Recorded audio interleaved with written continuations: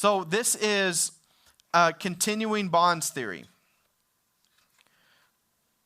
This is the presence of an internal relationship with the deceased after the absence. This is the internal dialogue that you continue to have. Like I said, this is not it's not something that's creepy. It's not something where you're accessing a ghost or the dead. It's nothing like that. But it's the internal relationship with the deceased after an absent. The internal dialogue that still continues to where you don't talk to them anymore, but you still have that relationship internally to where you still have a dialogue. And you think of it in this way: man, they really would have laughed at that. Or they would have thought that was funny. Or, oh, I need to tell them, oh, I can't, but you have that internal dialogue, okay? So this is continuing bonds theory to say there can still be a continual connection with what you've lost, and that can still be a healthy form of grief, and you can still live in your present, future, and still move on with life. So here's been the problem with grief, and they talk about this in continuing bonds theory.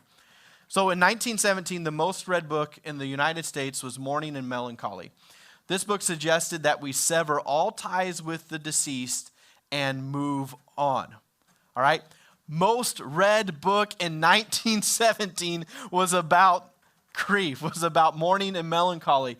And so the most read book, it said you sever all ties with whatever you lost and you move on.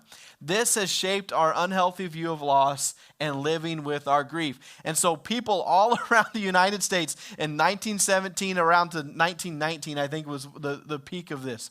And so people all around the United States were trying to learn how to deal with the loss and grief that they were experiencing. And the best advice they were getting with this to say, cut all ties, move on. Cut all ties, move on. Do you think this has kind of shaped where we're at today, right? And this seems to be the most common reaction still is to say, you know what, I've just got to move on, and we completely forget about it. So this is the shape the way we deal with loss and living with grief. But the author of this book later wrote, after experiencing the loss of his daughter, that while the harsh pain of grief may subside, we will forever remain inconsolable. Nothing will ever fill the gap of the loss. What did he do here? He wrote here, sever all ties, move on. It's impossible. He never did it himself. He kicked the can. He said, I'll deal with this later. And then he wrote a book about it, telling everybody else, just don't worry about it. He said, I will deal with this later. But when he experienced loss for himself in a deep-seated way, in a way that hurt him the most, he realized, wow, I'm also human too, right? And so after he experienced that, when he wrote this, while it's not completely true what he wrote, when he said nothing will ever fill the gap of loss, it's not completely a true thing, but it's completely true for the level of emotion, a level of grief that he was experiencing in that moment, to say, wow, this is something we just can't push down the road or sever all ties. This is something that we have to work through. We have to work through. And he is right to a point. In loss, there's always just going to be something there.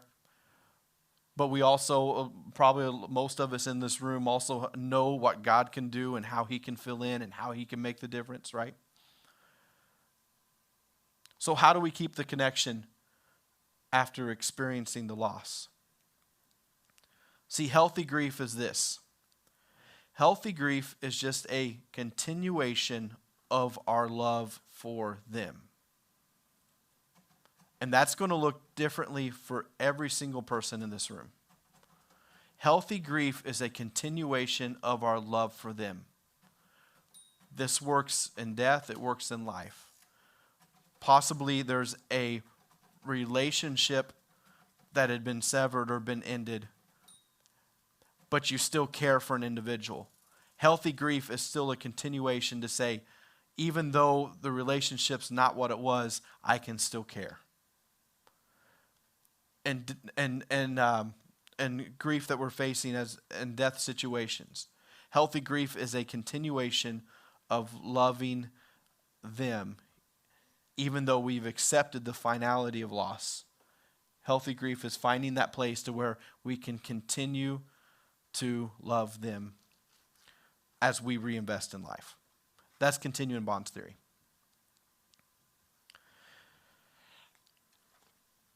All right, so this is some new stuff that's been added since the last time we did this.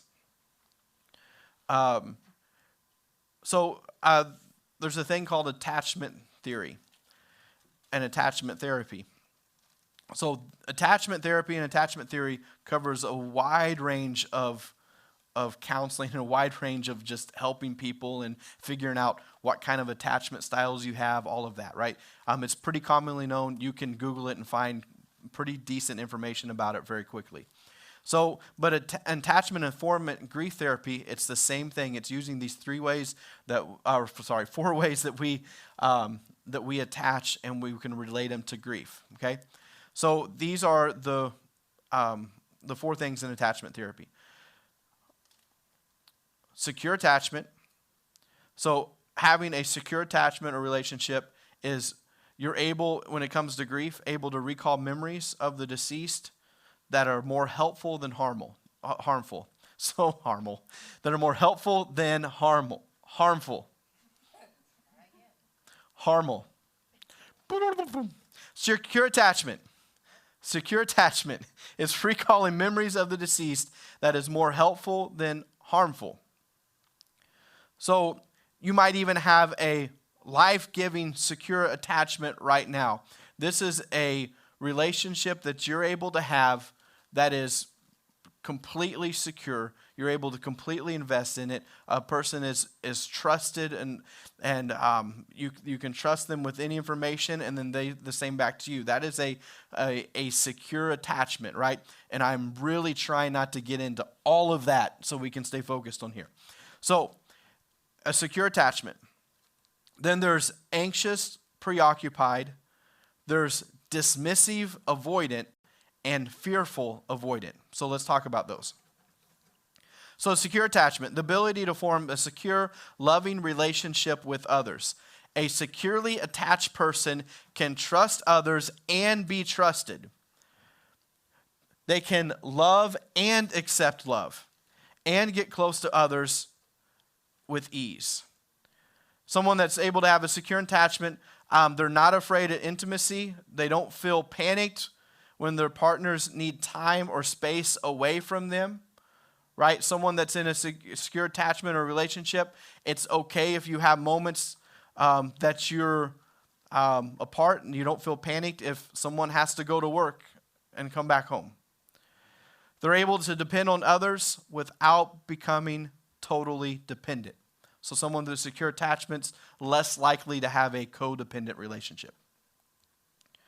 Anxious attachment. It's a form of insecure attachment style marked by a deep fear of abandonment. Remember what anxiety is. It's a look to the future that I can't control. So an anxious attachment is this.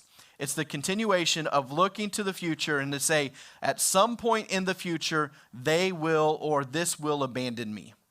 At some point in the future, things are just going to go wrong with work. At some point in the future, this relationship's going to abandon me. At some point in the future, this person that I'm worried about and I'm already pre-grieving about, at some point in the future, they're going to leave me. Anxiously attached people tend to live very insecure about their relationships. They often worry if their partner or their loved one will leave them, and thus they're always needing validation. Always need to know, okay, everything's okay, right? And so this has so much to do with grief, because just because you lost someone or something doesn't mean you all of a sudden just change you change the way that you attach. No, this continues in grief.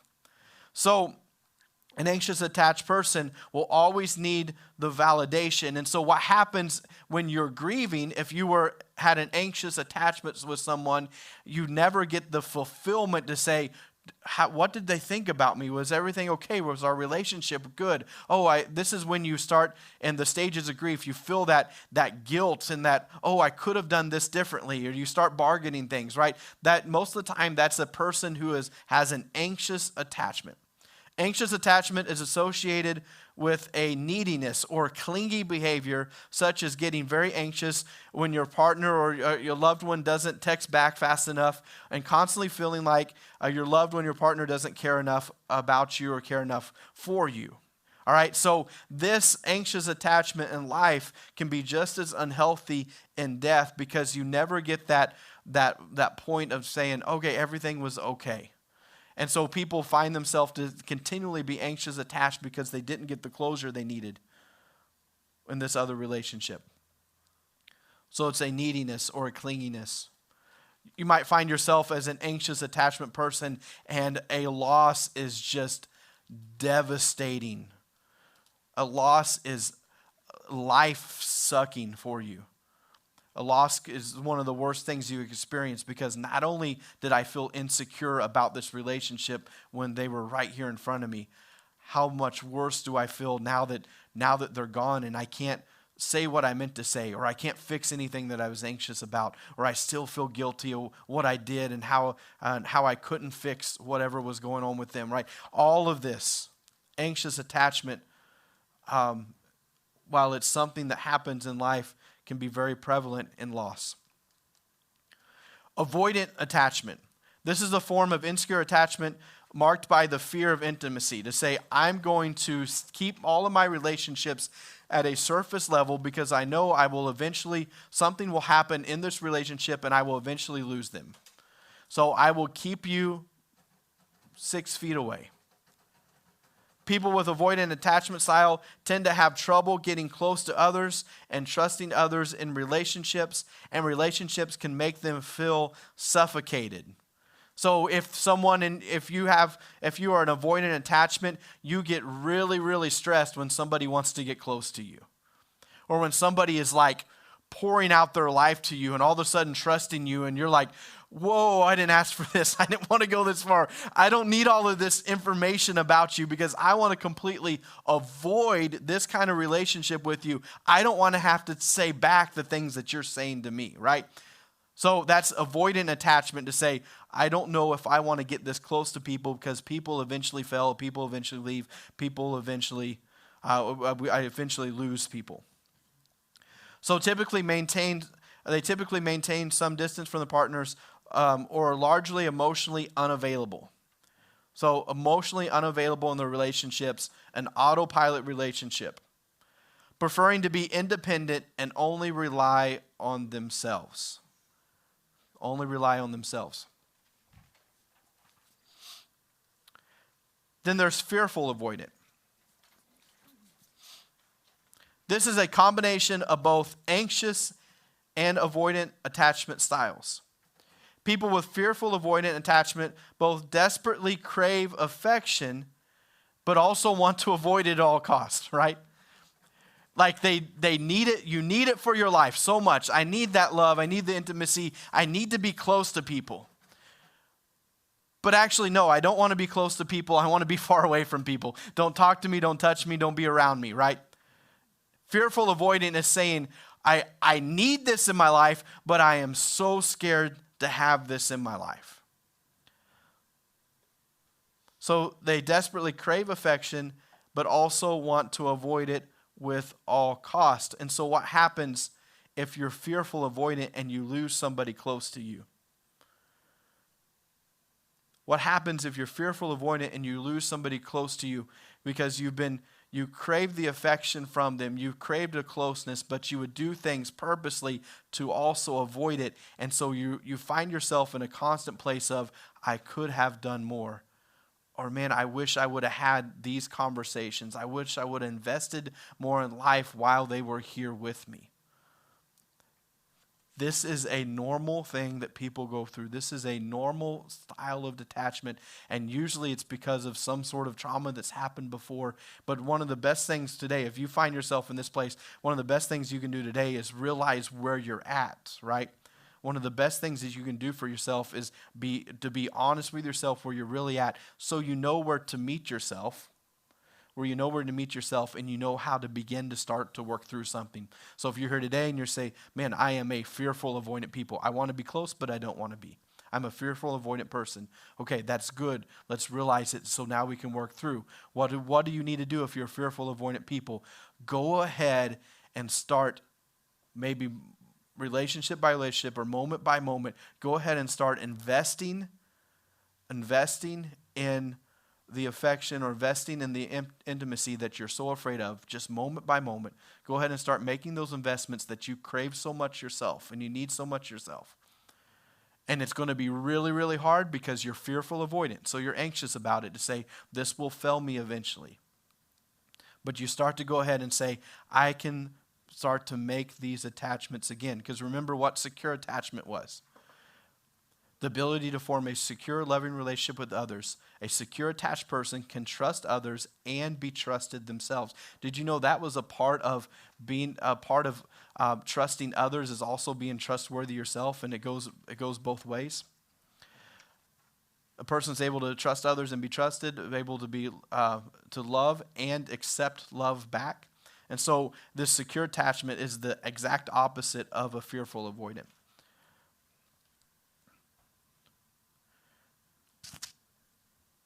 So reluctant to develop a close relationship, yet at the same time have a dire need to feel loved by others. So attachment theory continues when they're talking about grief, and they've made 4 stages of mourning to any death and life-related loss. So here are the 4 things that happen in mourning: a numbness, an apathy, a yearning and searching for meaning, being disorganized or in despair, and a reorganization. Because chaos always requires the resolve of clarity. The same thing with anything that gives us stages. Wow, this works through stages pretty well and better than the 5 stages of grief. But anything that gives us stages, know that these can be interchangeable. Or you might have a moment of reorganization and getting yourself together and then go back to disorganized and disrepair. And so just know if you're in disorganized or disrepair that it requires a resolve of reorganization and building things back up, right? Chaos always requires the resolve of clarity, and so you're still able to work through. You can be a broken person and not be completely broken forever, right? You can be a broken person, but starting to repair and put things right in your life. In that brokenness, you can even grieve well, even though you're broken and don't have it all together. So numbness, apathy, yearning and searching for meaning, disorganized and despair, and then a reorganization because chaos requires the resolve of clarity. All right, so at the back of your packets, there is a drawing of a house. Probably the next to last page or third to last page. Further, can I ask a question? Yes. Okay, so the different types of personalities. Mm-hmm. Could you be normally a secure person, and when you go through a depressed state or a death or whatever, and all the mean things that happen during that time, could it make you a different type of personality during your grieving period? Okay, so what you're secure, but yet you feel like you're a fearful person at that point. Right. Yeah, so what you're asking is when it comes to attachment theory, it's at one point you feel like you have a great secure attachment and you're doing well with that. Then something happens and you become a fearful avoidant or avoidant attachment. Yeah, absolutely, because those fearful avoidant and avoidant attachments, all of that usually come out of trauma or something that did happen that went wrong. And so, yeah, that can change a secure attachment for somebody to say, I don't know if, because this happened to me, I don't know if I can securely attach again. So while you might go most of your life being very, very healthy, these things do come along and can change that in you. But it's learning that and to be able to work through that again, to say, I am being fearful avoidant. And so to answer that question, yeah, that's the best thing you can do right now is to say, okay, I am being fearful avoidant, and I want to get back to a place of secure attachment. And that's not going to be fixed in the next hour and a half, right? But that's something that that people have been placed around you to help you and care for you. It's something that you recognize it and you're able to work through it. It's an investment back in life that you start to make just slowly by slowly that helps you build back a secure attachment. These aren't switches you flip, right? It's not like insecure, secure, insecure, secure. It's not switches you flip. No, it's things that go into disrepair that need to be built back up and repaired. Most of the time in the repair, you repair and you build back up stronger. And that's just a fact of life because of the experience. Because of the things you experienced and avoided for so long, you can build back into a stronger form of secure attachment. So absolutely, that is something that does happen and go through most of the time, in most cases, and unless the child has faced certain trauma or loss early on, most children are already able to securely attach, right, until something happens. And then they have to work through this.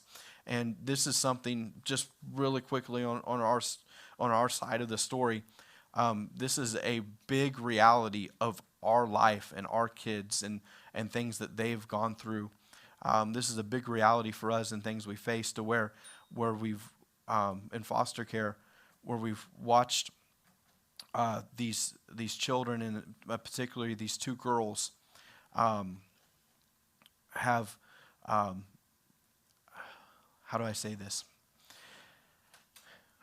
Because of when we got the girls as babies, they had no reason in a lot of ways to not have secure attachment, but there's things that still happen in their life that caused this to change in them.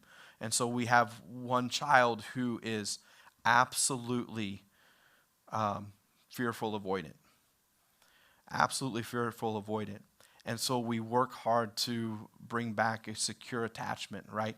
And that can happen at a really, really young age. And so so we're seeing this right now. We're working through this in our everyday life right now to help just build this back because of things that have been torn down. And if these particular things would have never happened to her, she would have had no reason to be fearful avoidant, right? Hopefully that makes sense, and I'm trying not to get into the muck of all of that. But she would have no reason to be fearful avoidant. But because things happened the way they did, it's saying, I don't know if I can have a secure attachment with anybody outside of dad and mom right now, And that is an okay thing. That is an okay thing because dad and mom are safe. And you might find the same thing with you, with whatever you're facing. There might be one person that you can focus in on to say, man, I am fearful avoidant with everybody else, but my spouse, I know I'm safe with them. I got secure attachment. That can be something that's built back off of. So absolutely, this is why they wrote these, because people face traumatic things in life. Okay, so